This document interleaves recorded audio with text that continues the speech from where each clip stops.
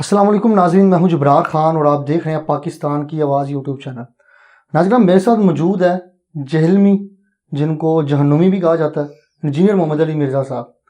ان کے اوپر بہت سارے الزامات ہیں، بہت ساری باتیں ہیں، کہیں کبھی یہ بابوں کے خلاف بول رہے ہوتے ہیں، کبھی ان کو کہا جاتا ہے کہ صحابہ نو پہ گئے ہو، اور یہ جملے استعمال کیے گئے بہت بڑے سٹیجز سے۔ اور میں ایک صحافی ہوں، میرا تعلق، میری اپنی سوچ ہے، ان کی اپنی سوچ ہے، ان کا اپنا سوچنے کا انداز ہے۔ بہت سارے پوائنٹس ایسے ہو سکتے ہیں جہاں پہ ہم میچ نہ ہوں، شاید سارے ہی ہوں، لیکن سٹارٹ میں تو میں سے کچھ چیزیں پوچھوں گا جو کہ بڑی تلخ بھی ہوں گی، اور امید ہے کہ دیکھنے والے بھی تحمل سے دیکھیں گے اور چیزوں کو اینڈ تک لازمی انجوائے کریں گے۔ السلام علیکم انجینئر بھائی۔ جی وعلیکم السلام ورحمۃ اللہ وبرکاتہ، ولا حول ولا قوۃ الا باللہ، اللہم صلی علی محمد وعلی آل محمد۔ جی ویلکم جی، آپ بالکل پوری دلیری کے ساتھ جو آپ کا دل کرتا ہے آپ پوچھیں۔ ہم تو خود جب دوسرے لوگوں کو آڑے ہاتھوں لیتے ہیں تو ہم اس چیز کو ایکسپیکٹ کرتے ہیں کہ ہم سے بھی جو چاہے ہمارے بارے میں سوال پوچھے، بجائے یہ کہ ہمارے بارے میں آپ باقی لوگوں سے جا کے رائے لیں۔ یہ تو مرنے کے بعد ہے نا، جو بندہ زندہ ہے آپ کے سامنے موجود ہے، آپ اس سے جا کے پوچھ لیں کہ بھائی آپ کے بارے میں یہ سنا تو آپ کا کیا موقف ہے۔ تو انشاءاللہ میں ہر فورم کے اوپر اپنا مقدمہ لڑنے کے لیے تیار ہوں جی۔ اچھا انجینئر محمد علی مرزا صاحب، سب سے پہلی بات تو ذرا یہ بتائیں، لوگ آپ کو انجینئر کے نام سے جانتے ہیں، آپ کون سے انجینئر ہیں؟ اور سننے میں ہے کہ آپ 19ویں گریڈ کے افسر بھی رہے ہیں، تو ایک طرف آپ کہتے ہیں کہ میں لوئر مڈل کلاس کا تھا، لوئر مڈل کلاس سے آپ ڈائریکٹ افسر کیسے بن گئے؟ اور ساتھ آپ کو یہ بھی کہا جاتا ہے کہ ایجنسیوں نے اس فتنے کو لانچ کیا اور ایجنسیاں اس کی بینیفیشیئر ہیں، تو ذرا بتا دیں کہ آپ ایجنسی کے بندے بھی ہیں، 19واں گریڈ بھی ہے، اور بڑی آسانی سے 5-6 سوال آپ نے اکٹھے کر دیے۔ پہلی بات تو یہ کہ لوور مڈل کلاس یا مڈل کلاس کا اپر مڈل کلاس میں جانے کا پاکستان میں واحد ذریعہ جو ہے نا جی، وہ تعلیم ہے۔ میں اکثر اپنی ویڈیوز میں کہتا ہوں کہ تعلیم ایک ایسی چیز ہے جو پاورٹی سرکل کو توڑ کے آپ کو ہائر پوزیشن پہ لا سکتی ہے، ادروائز تو ایک کاروباری کا بچہ ہی کاروباری ہوگا، ایک عام غریب آدمی تو اوپر نہیں آ سکتا۔ تو میں نے میکینیکل انجینئرنگ کی ہوئی ہے آنرز کے ساتھ، اور میں اپنی یونیورسٹی کے ٹاپرز میں سے تھا۔ اس کے بعد جب میری جاب ہوئی ہے وہاں پہ بھی ہزاروں کینڈیڈیٹس تھے، تو اس وقت تو جو لوگ مجھے کہہ رہے ہیں نا میں ایجنسیوں کا ایجنٹ ہوں، تو میں ان کے فرقے سے تھا، میں کٹر قسم کا بریلوی تھا۔ اتنے کٹر تو خادم رضوی صاحب بریلوی نہیں تھے جتنا میں تھا۔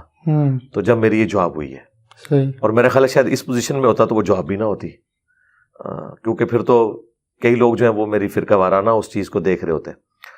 تو یہ تحقیق کا معاملہ تو پھر بہت بعد میں شروع ہے نا۔ میری جاب جو ہے وہ 2002 کے اندر فائنل میں نے جوائننگ دی تھی، 2001 میں میری سلیکشن ہوئی تھی۔ کون سے اسکیل پہ ہوئی تھی؟ اس وقت تو 17ویں اسکیل میں تھی۔ آفیسر پاکستان میں جتنے ہیں وہ 17 اسکیل میں جاتے ہیں، ڈاکٹرز ہوں یا انجینئرز، اور پھر ریگولرلی پروموشن ہوتے ہوئے میں 19 گریڈ تک پہنچا ہوں۔ 2014 میں 19th گریڈ میں چلا گیا تھا، اور آلموسٹ 15 سال سروس کی ہے۔ اس کے بعد میں نے ریٹائرمنٹ لے لی، اور ریٹائرمنٹ کوئی ایجنسیوں کا کوئی اس سے لینا دینا نہیں تھا، بس یہ دعوت کے حوالے سے مصروفیات ایسی تھی۔ اس وقت مجھے یہ ریٹائرمنٹ آفر کی گئی کہ آپ چونکہ ایک پبلک فگر بن چکے ہیں تو پیرلل میں آپ ایک ڈیفنس سینسٹیو آرگنائزیشن کے اندر ہیں، تو آپ بہتر ہے کہ ریٹائرمنٹ لے لیں۔ تو میں نے تو وہ کہنا نا کہ کبے نو لات پہ ہی تو کب نکل گیا، تو میرے لیے اپرچونٹی تھی، تو میں نے وہ آفیشیلی 15 سال کی سروس کے بعد آپ لے سکتے ہیں۔ لوگ تو جعلی طریقے سے لیتے ہیں، کوئی میڈیکل کیس بنا لیتا ہے، کوئی اور چکروں میں لے لیتا ہے۔ تو مجھے تو چونکہ انہیں آفر کی تھی، چونکہ میں ایک آپ سمجھ لیں ٹاپ لیول کے اوپر سرو کر چکا تھا، اور ڈاکٹر سمر مبارک مان اور ان کے بعد آنے والے جتنے سینئر ہمارے چیئرمین یا ڈی جیز وہ مجھے پرسنلی جانتے ہیں۔ میں یعنی وہاں پہ بریفنگ والا کام بھی کرتا تھا، آرگنائزیشن لیول کے اوپر اسپیکنگ پاور کی وجہ سے، تو مجھے سارے جانتے تھے، انہوں نے بڑی رسپیکٹ دی۔ آج بھی ان کے ساتھ اچھے تعلقات ہیں، اور اچھے طریقے سے سلسلہ اپنے آفس کے سارے کولیگز کے ساتھ جاری ہے۔ اس کا ایجنسیوں سے کوئی لینا دینا نہیں تھا، تو میں نے ریٹائرمنٹ لی ہے۔ اور اس کے بعد اگر وہ کہتا ہے میں ایجنسیوں کا بینیفیشری ہوں یا ایجنسیاں میری بینیفیشری ہیں، تو میرے بھائی میں تو اسٹیبلشمنٹ یا فوج کا جو کردار ہے ہماری پالیٹکس کے اندر یا مذہبی جماعتوں کے ساتھ، میں تو ہمیشہ اس کا مخالف رہا ہوں۔ اس وقت کا مخالف ہوں جب سے یہ لوگ ایجنسیوں کو پال رہے تھے، ایجنسی والے ان مذہبی جماعتوں کو پال رہے تھے، خواہ وہ حافظ سعید صاحب کی جماعت ہو، خواہ بعد میں ٹی ایل پی جس طریقے سے انہوں نے ان کو یوز کیا. ٹی ایل پی والوں کے اپنے مقاصد تو اچھے تھے جو وہ سمجھتے تھے, لیکن ظاہر ہے کہ وہ ایجنسیوں کو بھی اس اعتبار سے ایسی جماعت چاہیے تھی, تو دونوں کی جب چیزیں کمبائن ہوگی تو لیکن 2019 کے اندر علامہ خادم حسین رضوی صاحب نے جب ایجنسیوں نے ان کو روکا, پراپرلی کہا کہ ایک نو کا آپشن آیا کہ اب آپ نے نہیں نکلنا باہر, تو علامہ خادم حسین رضوی تو میدان میں آ گئے تھے, تو ایجنسیوں اسی وقت سائڈ پہ ہو جاتی ہیں. جی, اس لیے کہ خادم رضوی صاحب اپنی کاز کے ساتھ مخلص تھے نا. ہم تو یہ سمجھتے نہیں ہے کہ خادم رضوی صاحب نے ایجنسیوں کے لیے کام کیا ہے. میں نے پہلے ہی جملہ بولا ہے اور میں بارہا ویڈیوز میں بھی یہ بات ریکارڈ کروا چکا ہوں کہ خادم رضوی صاحب کے اخلاص میں ہمیں کوئی شک نہیں ہے. میں تو مطلب انہیں اس وقت سے جانتا ہوں جب میری ابھی داڑھی بھی نہیں نکلی تھی, یعنی 1994 میں جب میں ایف ایس سی میں تھا, تو ہمارے جیلم شہر میں میرے گھر کے پاس ہی مسجد ہے جہاں سے انہوں نے تعلیم بھی حاصل کی ہے, ان کا پیر خانہ بھی جیلم میں ہے. تو میں اس وقت خادم رضوی صاحب کو جانتا تھا جب ان کو سوائے علمی حلقوں کے وہ بھی ان کے جو اسٹوڈنٹس ہیں وہ جانتے تھے. اس وقت نہ ان کی کوئی جماعت تھی, میں 1994 کی بات کر رہا ہوں, اور وہ ریگولرلی مہینے میں ایک دفعہ ہماری مسجد میں آتے تھے. اس وقت ان کی داڑھی بھی کالی تھی, پگڑی وہ اس وقت بھی اسی طریقے میں باندھتے تھے, کبھی وائٹ کبھی براؤن. جب وہ بالکل ان کی لگز وغیرہ ٹھیک تھیں تب کی بات؟ ہاں بالکل, وہ کھڑے ہو کے اس وقت بیان کرتے تھے, اور اسپیکنگ پاور ماشاءاللہ ان کی اس وقت بھی تھی. یہاں پہ اردو میں بیان کرتے تھے, لیکن پنجابی والے سوال جو آپ میں کبھی پنجابی بولتے تھے, ویسے زیادہ تر اردو میں کرتے تھے. تو میں تو ان کو اس وقت سے جانتا ہوں, اس لیے ان کی وفات کے اوپر میں نے پوری ڈیٹیل ویڈیو ریکارڈ کرائی تھی. اس میں میں نے کہا تھا جنازہ پڑھنے کیوں نہیں آئے علامہ خادم حسین رضوی؟ ہاں وہ میں آپ کو بعد میں بتاتا ہوں. جی, میں نے ان کے لیے دعائے مغفرت کروا دی تھی. جی, اور میرا خیال ہے سوائے میرے کسی بھی اور بندے نے جو دوسرے فرقے سے تعلق رکھتا ہو اور اسٹرانج قسم کا کوئی آپ سمجھ لیں اس فرقے کا گول کیپر ہو, کسی نے ان کے لیے دعائے مغفرت نہیں کی ہے. لیکن میں نے خود جنازہ کور کیا, وہاں پہ تو دیوبندیوں کی لائن لگی ہوئی تھی. جو میں نے اسٹرانج قسم کے کہا ہے نا, میں اس وقت مانوں گا جب الیاس گھومن صاحب جنازہ پڑھیں گے. میں اس وقت مانوں گا جب آ کے توصیف راشدی صاحب جنازہ پڑھیں گے. اس سے بڑھ کے جو دو بھائی ہیں لاہور کے, ابتسام علی ظہیر صاحب اور ہشام علی ظہیر, جو ان کے سپورٹر بھی رہے, انہوں نے دعائے مغفرت نہیں کی. میں نے تو ویڈیو میں کہا کہ ان کے لیے دعائے مغفرت کر دیں تو میں مان لوں گا, تو انہوں نے دعائے مغفرت پھر بھی نہیں کی. لیکن ٹی ایل پی کی آڈینس کے اندر جو ابتسام الہی اور جو ان کے بھائی ہیں, جب انہوں نے یہ دھرنا کیا ختم نبوت کے اوپر, تو انہوں نے تو ساتھ دیا ان کا. تو ختم نبوت کے جو وہ دھرنا تھا ان کا, میں نے کبھی یہ نہیں کہا کہ انہوں نے ذاتی کاز کے لیے ایسا کیا ہے. وہ جینولی یہ بلیو کرتے تھے کہ ختم نبوت کے حوالے سے جو گورنمنٹ نے یہ کیا ہے وہ غلط ہے. ایجنسیز نے اس موقع کو غنیمت جانا, کیونکہ ایجنسیز بھی اس وقت کی پولیٹیکل گورنمنٹ کو ویک کرنا چاہتی تھی. اب تو خیر عمران خان صاحب کے اترنے کے بعد تو اب سارے راز کھل چکے ہیں نا کہ کیا کچھ ہوا تھا. اچھا, تو میں نے اس وقت بھی ان کی وفات پہ بھی کہا تھا کہ انہوں نے ایجنسیوں کو خوش کرنے کے لیے نہیں کیا, اور پھر میں نے اس کے دلیل میں وہی بات کی تھی جو آپ مجھ سے کر رہے ہیں کہ اگر وہ ایجنسیوں کے اعلی کار ہوتے تو پھر عمران صاحب کی گورنمنٹ میں, عمران خان صاحب کی گورنمنٹ میں وہ ایجنسیوں کی بات مانتے, انہوں نے نہیں مانی.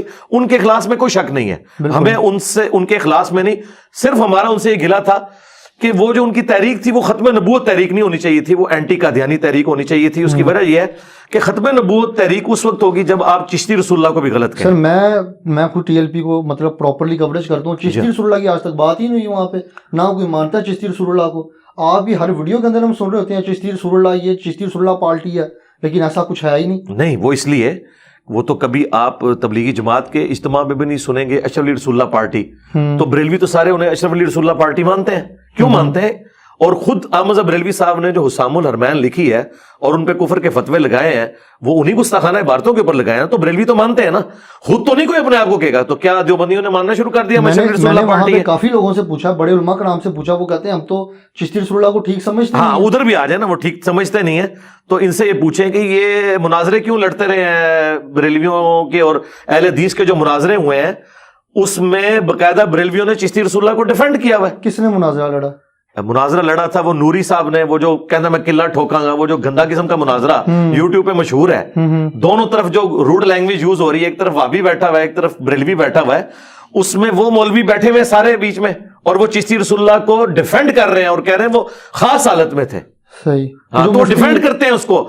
اور میں نے ان کو یہ کلیئر کٹ بتایا کہ اللہ کے بندو, تمہارے احمد بریلوی صاحب نے صبا سنابل جس کتاب کی تعریف کی ہے اس کے اندر چشتی رسول اللہ موجود ہے, اور فتاوی رضویہ میں اعلیٰ حضرت نے لکھا ہے کہ یہ کتاب رسول اللہ کی بارگاہ میں مقبول ہے. اس وقت سے تو ان کو پسو پڑ گئے ہیں.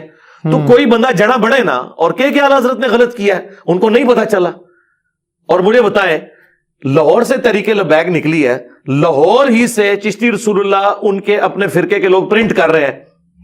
تو وہ جا کے ادھر کیوں نہیں دھرنا دیتے؟ اگر لبیک والے کہہ دیں کہ ہمارا چشتی رسول اللہ پارٹی سے کوئی تعلق نہیں ہے پھر؟ ہاں وہ یہ کہیں کہ چشتی رسول اللہ، اس طرح نہیں، میں چونکہ اعلیٰ حضرت کا ماننے والا ہوں اس فیلڈ میں، تو میں اعلیٰ حضرت والی بات کروں گا. وہ یہ کہیں گے چشتی رسول اللہ پڑھانے والے، اس کے حق میں مناظرے کرنے والے، اس کو چھاپنے والے، ٹھیک ہے، اس کو بیچ کے کمائی کھانے والے، یہ سب کے سب جو ہے نا وہ کافر ہیں، ٹھیک ہے، اور ہم ان سب سے اعلان برات کرتے ہیں. یہ کریں تو میں اگلی مور جو ہے وہ کرین کے اوپر لگا دوں گا.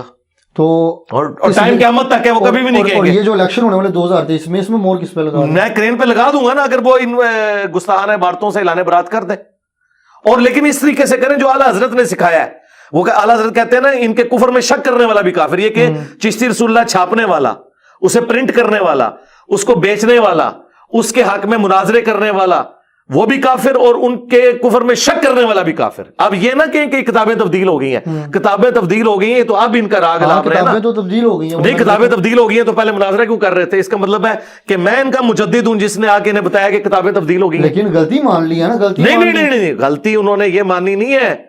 غلطی تو تب مانے نا جب وہ کہے کہ بزرگوں نے غلط کیا، اور ہم جو پہلے ڈیفینڈ کر رہے تھے ہمیں پتہ نہیں چلا، انجینئر صاحب نے آ کے بتایا. تو اس ایک بات کی وجہ سے آپ کہہ رہے ہیں کہ جو ٹی ایل پی ہے اس کو اینٹی قادیانی ہونا چاہیے، یا نہ کہ ختم نبوت تحریک ہونا چاہیے؟ میں تو کہتا ہوں کہ کاش ٹی ایل پی ختم نبوت تحریک بنے، اینٹی قادیانی صرف نہ رہے. اینٹی قادیانی تو ہم بھی ہیں.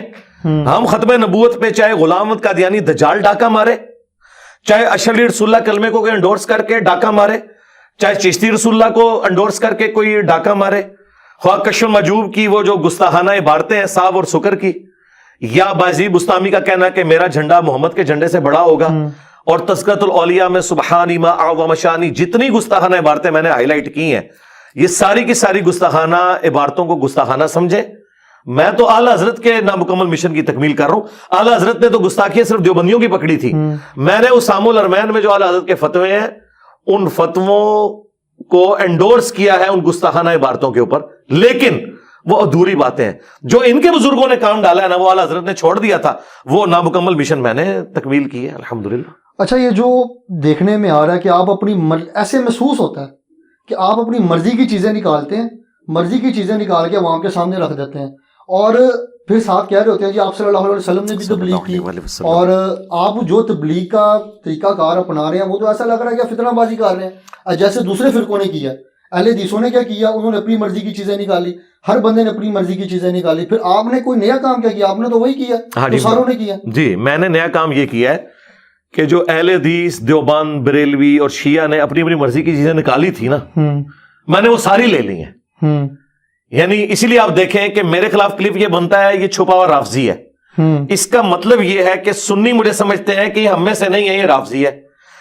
شیعہ میرے بارے میں کہتے ہیں یہ ناصبی ہے، اس کا مطلب ہے کہ شیعہ سمجھتے ہیں کہ یہ سنیوں میں سے نکلا ہوا ہے. میرے علاوہ کون سا بندہ ہے جسے سارے فرقے والے اون بھی کرتے ہوں اور سارے فرقے والے مخالف بھی ہوں؟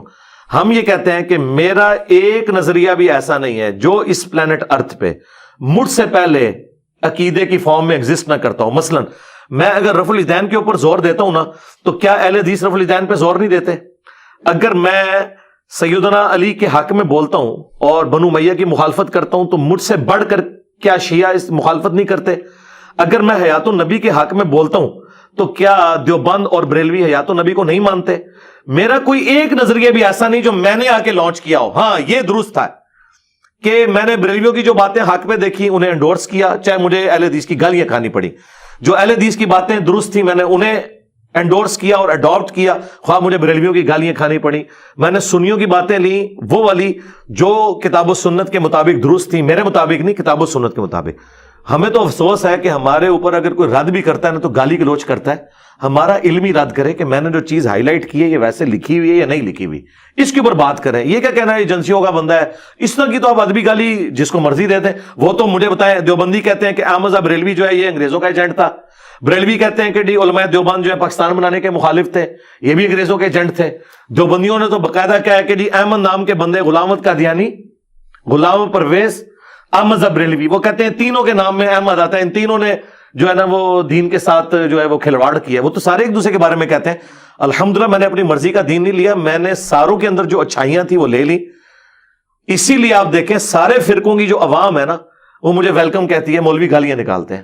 यानी दज्जाल से बड़ा फितना मुझे इन्होंने बनाया हुआ है। और सबसे बड़ी बात मुझे बताएं, मैं इतना सा बरेलवी रहा हूं, उस वक्त मेरे नाम में क्या मिर्जा नहीं था? बचपन से मेरे नाम में मिर्जा। मेरे वालिद साहब जेलम की शायद कोई मिलाद की महफिल हो जिसमें मेहमान खुसूसी ना हो, उनका नाम पूरा लिखा जाता था मिर्जा के साथ।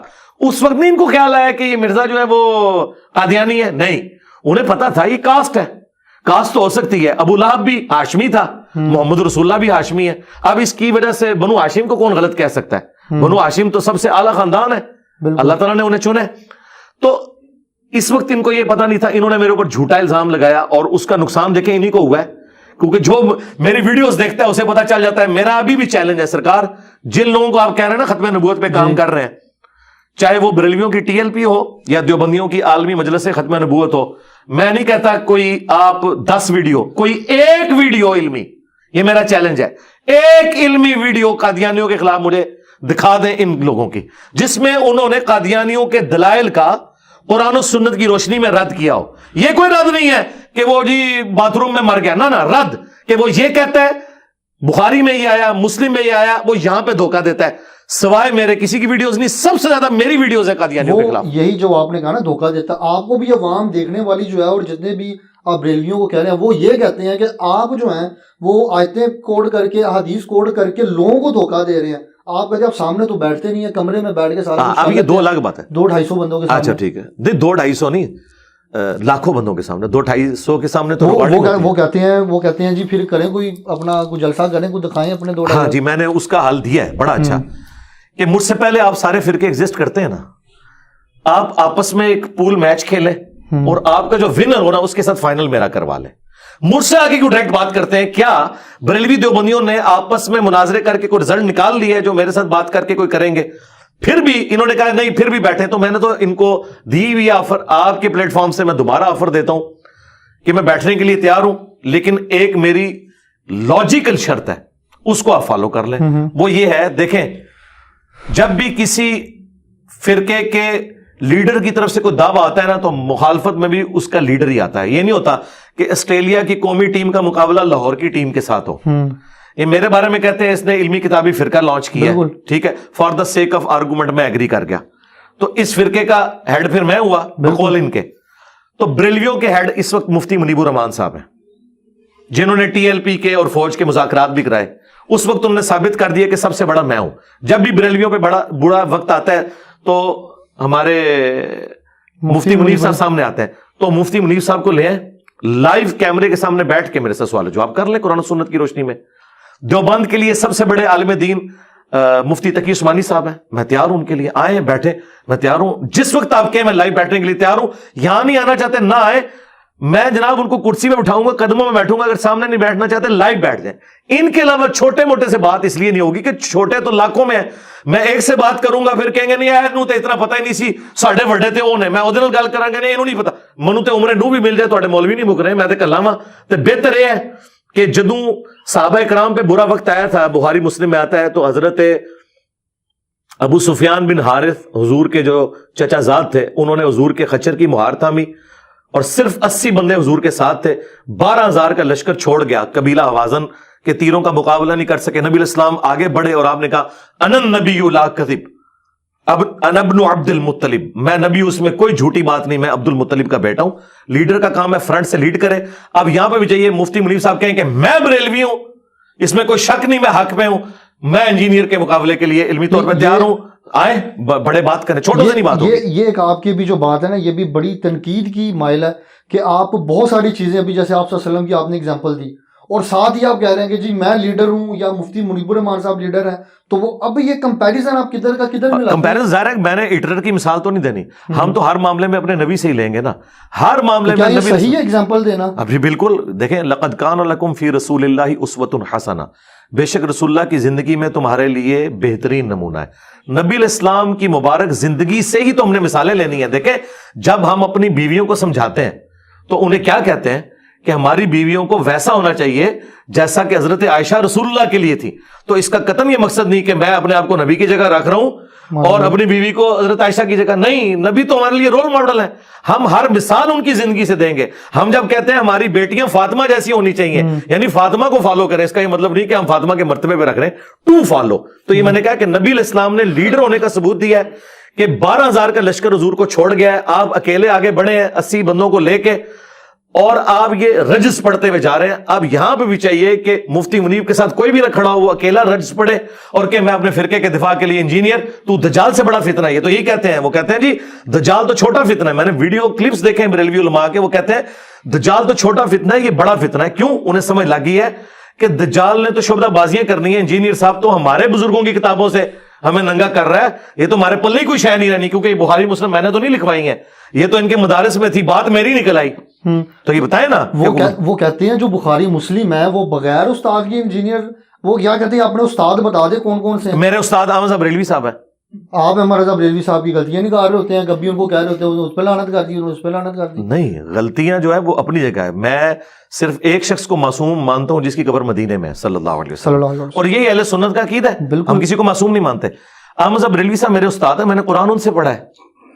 اب آپ سوچ رہے ہوں گے احمد صاحب بریلوی تو 1921 میں فوت ہوئے, میں 1977 میں پیدا ہوا, روحانی طور پہ پڑھا ہے. کیونکہ اگر بازید بستامی کے مرنے کے 60-70 سال کے بعد ابو الحسن خرقانی ان کا روحانی مرید ہو سکتا ہے, جس نے ان کو نہ دیکھا, اس کے ابے نے بھی شاید نہ ان کو دیکھا ہو, تو میں روحانی مرید نہیں ہو سکتا احمد صاحب بریلوی صاحب کا. لیکن یہ تفنن کے طور پہ تھا. احمد صاحب بریلوی صاحب نے اردو میں جو ترجمہ کیا ہے کنز الایمان, وہ انہوں نے کمائی کرنے کے لیے نہیں کیا, انہیں تو عربی آتی تھی, انہوں نے اس لیے کیا تاکہ ہماری عوام الناس تک یہ بات پہنچے کہ قرآن میں کیا لکھا ہے. تو احمد صاحب بریلوی سے بہتر ترجمہ نہ خادم رضوی صاحب کر سکتے ہیں, نہ ڈاکٹر تعلق قادری کر سکتے ہیں, نہ کوئی عالم دین اور بریلویوں کا کر سکتا ہے. احمد صاحب بریلوی سے بہتر ترجمہ کوئی نہیں نہ کر سکتا. میں نے ان کا ترجمہ پڑھا, گویا کہ میں نے احمد صاحب بریلوی سے ڈائریکٹ قرآن پڑھا. تو آپ کس طرح کہہ رہے ہیں کہ میں نے بغیر استاد کے پڑھا ہے؟ بخاری مسلم کے تراجم اگر میں پیش کرتا ہوں, میں نے غلام رسول سعیدی صاحب کی صحیح مسلم جو 6 جلدوں میں چھپی ہوئی ہے, 7 جلدوں کے اندر, وہ پڑھی ہے. اور غلام رسول جو رضوی صاحب تھے 13 جلدوں میں بخاری لکھی ہے, میں نے وہ پڑھی ہے. میں نے استادوں سے ہی پڑھا ہے, کیونکہ استادوں کو عربی آتی تھی, انہوں نے اردو میں جو شروحات لکھی ہیں وہ میرے لیے لکھی ہیں. تو ہمارا سٹیٹس وہی ہے جو صحابہ کرام بغیر پڑھے لکھے حضور کی عربی بات سن کے سمجھ لیتے تھے کہ یہ کیا بات ہے, حالانکہ لکھنا پڑھنا نہیں جانتے تھے. احمد صاحب بریلوی صاحب کا اردو ترجمہ سن کے آپ اور میں ڈائریکٹ سمجھ سکتے ہیں کہ اعلیٰ حضرت نے جو قرآن کا ترجمہ کیا, قرآن میں یہ لکھا ہوا ہے. کیا ایاک نعبد و ایاک نستعین کا ترجمہ احمد صاحب بریلوی نے یہ کیا, یا شیخ عبد القادر جیلانی المدد انہوں نے ترجمہ کیا ہے, اے اللہ ہم تیری ہی عبادت کریں اور تجھی سے مدد چاہیں. پریکٹیکلی وہ بے شک بابوں کو پکارتے رہے ہوں, قرآن میں انہوں نے ترجمہ ٹھیک کیا, تو میں اعلیٰ حضرت کی بات مان رہا ہوں, میں ان کا روحانی خلیفہ ہوں. چلیں, پہلا استاد احمد رضا بریلوی صاحب ہو گئے, اور باقی بس بتائیں. غلام رسول سعیدی صاحب 2, اور غلام رسول رضوی صاحب 3, پیر نصیر الدین نصیر صاحب 4, ہاں جی, ڈاکٹر اسرار صاحب 5, ہاں 5 استاد. غلام رسول اپنا بولنا اسحاق صاحب, ڈاکٹر تعلق قادری صاحب, بے شمار. جس سے میں نے الیاس قادری صاحب, جس سے جو پازیٹیو چیز میں نے سیکھی ہے. ویسے تو یہ کہتے ہیں جو بندہ آپ کو ایک حرف بھی سکھا دے وہ آپ کا استاد ہے, بالکل, وہ سارے استاد ہیں ہمارے. اچھا, یہ ابھی آپ نے مولانا الیاس قادری صاحب کی بات کی, پہلے آپ ان کی جماعت میں تھے, جب آپ ان کی جماعت میں تھے تب تک وہ ٹھیک تھے, اور تب تک آپ یہ بھی بات, ان کی کچھ باتوں کو بھی آپ فالو کرتے ہوئے نظر آئے. اب لوگ کہتے ہیں کہ جس نے اپنے استاد کے خلاف ہی کھڑا ہو گیا یہ بندہ.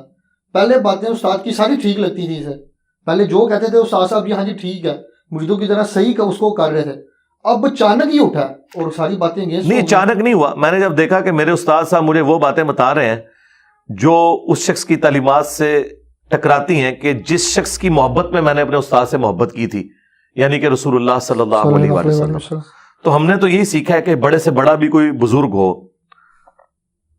اگر وہ رسول اللہ کے خلاف چلتا ہے تو اس کی پھر اس معاملے میں تو عزت نہیں ہوگی. ہیومن ڈگنیٹی میں آپ بے شک عزت کریں.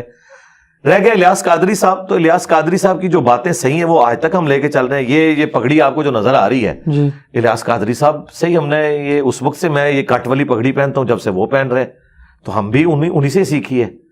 اس کے علاوہ کرتا شلوار میں نے اس وقت سے سلوار ہوں, اور ابھی تک اسی طریقے سے سلوار ہوں. میں وہ دوسرے والا نہیں, یہ آپ کے کالر والی نہیں پہنتا, حالانکہ میں اسے جائز سمجھتا ہوں. تو میں نے پازیٹیو چیزیں تو ان سے سیکھی ہیں. باقی جو عقائد میں اختلاف ہے تو وہ خود انہی تعلیم. دیکھیں, اگر الیاس قادری صاحب ٹی وی پہ بیٹھ کے یہ کہتے ہیں کہ قرآن کے بعد سب سے افضل کتاب بخاری شریف ہے, اور بخاری شریف میں نماز کا طریقہ وہ لکھا ہوا ہے جو شیخ عبد القادر جیلانی نے غنیۃ الطالبین میں لکھا ہوا ہے, یعنی رکوع میں جاتے وقت اور اٹھتے وقت رفع الیدین, اور خود الیاس قادری صاحب اس پہ عمل ہی نہ کریں, تو میں الیاس قادری صاحب کی بات مانوں یا بخاری شریف کی بات وہ مانوں؟ کہتے ہیں نماز تو یہ بھی ثابت ہے, اس طرح پڑھو اس طرح تو پڑھو. پھر وہ یہ کیوں کہتے ہیں کہ قرآن کے بعد سب سے افضل کتاب بخاری شریف ہے اگر اس پہ عمل نہیں کرنا؟ اور دوسری بات وہ یہ نہیں کہتے یہ بھی ثابت ہے وہ بھی ثابت ہے, وہ کہتے ہیں یہ منسوخ, جو ان کی عوام ہے وہ تو نہیں, وہ کہتے ہیں یہ منسوخ ہے, یہ مکھیاں مارنا ہے, یہ بغلوں میں بت رکھ کے آتے تھے, عوام کو انہوں نے یہ پڑھایا ہوا ہے. تو کیا بغلوں میں بت واقعی تھے؟ میں تو کہتا ہوں یہ اگر ہمیں کوئی حدیث دکھا دینا دنیا کی کسی کتاب میں, خواہ جھوٹی لکھی ہوئی ہو, ہم رفع دین چھوڑ دیں گے. اور دوسری بات, الیاس قادری صاحب اپنے آپ کو قادری کہتے ہیں, یہ قادر آپ کو پتہ ہے کس کی نسبت ہے؟ عبد القادر جیلانی کی. ان کی غنیۃ الطالبین میں تو نماز کا طریقہ رفع الیدین کے ساتھ لکھا ہوا ہے. تو الیاس قادری صاحب اپنے پیر کے مطابق نہیں چل رہے تو مجھ سے کیوں ڈیمانڈ کرتے ہیں کہ میں اپنے پیر کے مطابق چلوں؟ وہ تو خود اپنے پیر کے باغی ہیں. ہاں اچھا, یہاں پہ آپ نے بات کی کہ اگر مجھے یہ چیز دکھا دی جائے, یہ بات ایک بار آپ نے پہلے بھی کی تھی, اگر مجھے یہ میرے خیال سے کوئی 10 سال شاید پرانی بات ہے, میں نے وہ کلپ سنا تھا, اس کے اندر آپ نے کہا تھا کہ اگر مجھے کوئی دکھا دے رفع دین وہ بت رکھ کے آتے تھے, تو میں اس کا فرقہ جوائن کروں گا. جی دکھا دیں, اگر یہ چیز دکھا دی تو جی ہاں جی, ٹائم قیامت تک ہے, سارے کوشچن کر کے دیکھ لو. صحیح. اچھا, یہ جو آپ کی اکیڈمی چل رہی ہے اس کا اینڈ کیا ہے؟ جب ظاہری بات ہے میں نے بھی ایک دن جانا, آپ نے بھی جانا, سب نے جانا, جب آپ کی مطلب ڈیتھ ہو جاتی ہے اس کے بعد کیا یہاں پہ کوئی اور انجینئر آ کے بیٹھ جائے گا یا کوئی شاگرد بیٹھ جائے گا؟ کوئی بھی نہیں بیٹھے گا انشاءاللہ. یا پھر اس طرح کوئی معاملہ شروع ہو جائے کہ ہر شہر کے اندر ایک اکیڈمی کھل گئی ہے, ہاں جی آجو ادھر آجو, وہی کائی جو انجینئر محمد علی مرزا کے تھے وہی ہمارے ہیں, وہی اکیڈمی آپ کے نام سے ہر جگہ کھل جائے گی. دیکھیں یہ کیا معاملہ ہے؟ یہ تو اس صورت میں ہوتا نا اگر میں اپنی زندگی میں ایک کام ڈالتا. آپ کو دیوبند اور بریلویوں کی مسجدیں اور مدرسے جو نظر آ رہے ہیں نا, ان کے بانیوں نے اپنی زندگی میں یہ سارے مدارس بنائے ہیں اور اس نام کے اوپر ڈگریاں ایشو کی ہیں, اس نام پہ مسجدیں بنائی ہیں. تو میں نے ابھی 14 سال, آلموسٹ 15واں سال شروع ہو چکا ہے, نہ کوئی مسجد بنائی نہ کوئی چندہ بک بنائی, انہی کے پیچھے نمازیں پڑھتا ہوں, انہی کو چندے دیتا ہوں. کوئی فرقہ لانچ نہیں کیا, کوئی اکیڈمی نہیں بنائی جس میں آگے لوگ تعلیم حاصل کریں. یہ اکیڈمی تو اس کا نام ہے, یہاں پہ اسٹوڈیو ریکارڈنگ ہوتی ہے اور لوگ آ کے مجھ سے ملاقات کرتے ہیں, اور اس کے بعد یہ اتوار والے دن ہی بند ہو جاتی ہے, پھر اگلی اتوار کو کھلتی ہے. ہم نے کسی شہر میں کوئی اس طرح کی برانچ نہیں بنائی ہوئی. اور دوسرا آپ نے کہا ادھر آ کے کون بیٹھے گا؟ میرے بھائی میں یہاں پہ جو بیٹھا ہوں وہ کسی کی سیٹ پہ تو نہیں بیٹھا نا. نہیں, کسی کی سیٹ پہ. اچھا, اب آپ سمجھیں, اللہ تعالیٰ اپنے بندوں کو اٹھاتا ہے. مولانا مودودی رحمہ اللہ دنیا سے تشریف لے گئے, ان کی سیٹ کے اوپر ان کی جماعت میں سے کوئی بندہ نہیں آ کے بیٹھ سکا جو وہ علمی کام کرتا ہے جو ڈاکٹر اسرار نے کیا. تو وہ اللہ تعالیٰ نے ان کو اٹھایا. مولانا اسحاق صاحب ان کی لیگیسی کو آگے لے کے چلے, مولانا مودودی کی, وہ فیصلہ آباد میں تھے. اور مولانا اسحاق صاحب نے جس طریقے سے سنی شیعہ کنفلکٹ کے لیے جو ایفرٹ پٹ کی اس کو ریزالو کرنے کے لیے, وہ اس لیگیسی کو آگے میں لے کے چلوں. تو یہ اللہ کی مرضی ہے کہ کس جگہ پہ بندہ اٹھائے گا. مجھے نہیں پتا میرا کون سا اسٹوڈنٹ یا اس لیگیسی کو کون آگے لے کے چلے گا. ہم نے نہ کوئی ادھر بازار بنانا ہے, میرے پاس اکیڈمی مطلب آپ کے یہ کرائے میں ہے بھائی, خریدی نہیں ہوئی ہے, یہ کرایہ دینا یہ بند کر دیں گے, خود ہی اکیڈمی بند ہو جائے گی. اچھا, کرایہ آپ جو دے رہے ہیں, جو سارے معاملات چل رہے ہیں, یہ آپ خود چلا رہے ہیں؟ نہیں, میں مسلح کے نیچے سے سونا نکالتا ہوں اور دیتا ہوں. آپ کے بابے نکال سکتے ہیں تو میں نہیں نکال سکتا. ہاں جی, مسلح کے نیچے سے نکالتا ہوں اور دیتا ہوں. ظاہر ہے خود ہی دے رہے ہیں جی, تو ڈالروں میں تو پیمنٹ نہیں ہے. آپ کے پاس تو بڑے پیسے ہیں پھر جی. کتنے پیسے یار, کوئی اس کا کوئی اربوں روپیہ تو کرایہ نہیں ہے نا میرے بھائی, اس میں کون سا مسئلہ ہے. اچھا, یہاں پہ ایک سوال اور جو بابوں پہ بات ہو رہی ہے, آپ کبھی ثاقب رضا مصطفی صاحب کا کلپ لگا دیتے ہیں اور کہتے ہیں جی دیکھیں یہ کیا کر رہے ہیں, اور کبھی آپ لگا دیتے ہیں وہ اپنے مصباحی صاحب کا لگا دیتے ہیں, کبھی آپ مفتی جمال الدین بغدادی کا لگا دیتے ہیں, ان کی تصویریں ساتھ لگاتے ہیں اور کہتے ہیں جی میرے ساتھ وہ بات کرے جس کی ویئرشپ بڑی زیادہ ہے. آپ فیس بک کے اوپر جو دعوت اسلامی کے سب کے ملینز میں فالوورز ہیں, فیس بک کے اوپر بہت سارے ایسے علماء جن کے ملینز میں فالوورز ہیں, یوٹیوب کے اوپر ان کے ذرا کم ہے, تو آپ کہتے ہیں میرے ساتھ وہ بندہ بات کرے جس کے ملینز میں فالوورز ہیں. وہ میں نے آپ کو شروع میں کہہ دیا نا کہ جو بڑا ہے نا وہ آئے, کیونکہ ختم نہیں ہوں گے نا. یعنی اگر میں چھوٹوں کے ساتھ بیٹھتا ہوں وہ کہیں گے یہ تو عالم ہی نہیں ہے. مفتی حنیف قریشی صاحب کو کیا جلالی صاحب عالم مانتے ہیں؟ وہ تو دونوں ایک دوسرے کو ناسبی اور رافضی کہتے ہیں, تو کیسے بیٹھ سکتے ہیں؟ ایک بندہ جس پہ سارے متفق ہیں نا وہ مفتی منیب الرحمان ہے, اور وہ سب سے بڑا ہے. وہ میں نے آپ کو پہلے جواب دے دیا. اب یہ جو آپ نے کہا نا میں کلپ لگاتا ہوں, کلپ میں اس لیے لگاتا ہوں ساتھ کہ آپ کو بتاؤں کہ دیکھیں, ایک طرف تو ہمیں نبی الاسلام کی تعلیمات بخاری مسلم میں اما عائشہ روایت کر رہی ہیں کہ نبی الاسلام نے کبھی کسی غیر محرم عورت کو بیعت کے لیے ہاتھ نہیں لگایا. اور ثاقب رضا مصطفی صاحب کہہ رہے ہیں کہ ان کے پیر صاحب جو ہیں وہ مینارے سے چل پڑے اور اس عورت کو چبارے سے پھینکا گیا اور انہوں نے مریدنی کو کیچ کیا. اب جب وہ غیر محرم عورتوں کو آگے پیر کیچ کر رہا ہے تو میں یہ بتاؤں گا نا کہ یار یہ دیکھو یہ کس بزرگ کے ماننے والے ہیں. اسی طریقے سے جب آپ یہ بتاتے ہیں کہ شیخ عبد القادر جیلانی نے، الیاس قادری صاحب نے لکھا ہے کہ انہوں نے نگاہ مار کے اپنا مرید جلا دیا کیونکہ لوٹے کی ٹوٹی قبلہ رخ نہیں تھی، تو میں نے آپ کو بخاری مسلم سے بتانا ہے کہ انس ابن مالک کہتے ہیں میں نے 10 سال حضور کو وضو کروایا، آپ نے کبھی مجھے ڈانٹا بھی نہیں ہے. آپ کے پیر، آپ کا دعویٰ ہے کہ رسول اللہ کے طریقے پہ ہیں، وہ تو مرید جلا دیتے ہیں. اس مرید نے تو پوری زندگی آپ کی مریدنی اس لیے بنایا تھا، وہ مریدگی کی تھی کہ اس کا خاتمہ ایمان پہ ہو، خاتمہ پیر کے ہاتھوں ہی ہو گیا. اور کہتے ہیں نہیں پھر انہوں نے لوٹے کی طرف دیکھا، لوٹا بھی سیدھا ہو گیا. پہلے ہی لوٹا سیدھا ہو گیا. تو اڈا پیر ہے زمانے جو ہوتا میں 302 کٹانی سی ہوتے کہ انہیں بندہ مارے بغیر کسی وجہ سے. یہ کوئی وجہ ہے کہ آپ بندہ مار دیں؟ تو جب آپ یہ کام کرتے ہیں تو ہم تو بتائیں گے نا یار یہ دین کون سا پیش کر رہے ہیں.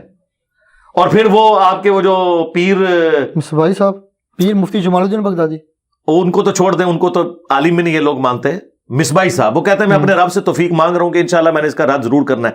میں ان کو 3 سال سے کہہ رہا ہوں کہ چلیں یار آپ ذرا درویش آدمی ہیں، آپ کی مجھے گفتگو کا انداز بڑا پسند ہے، اگرچہ آپ نے مجھے گالیاں بھی دی ہیں، تو چلیں آپ آ جائیں. توفیق جیل میں انہوں نے کل بھی آنا ہے جلسے میں، 3-4 بار جلسے میں آ چکے ہیں، میرا ذکر تک نہیں کرتے ہیں. میں تو کہتا ہوں ذکر کریں اور میری باتوں کا جواب دیں. انہوں نے کہا کہ تو بھی بتا کیمرے کے سامنے بازید کیا ہے. میں بھی بتاؤں گا. تو میں نے تو بتا دیا ہے کہ بازید کہتا تھا کہ میرا جھنڈا رسول اللہ سے بڑا ہوگا.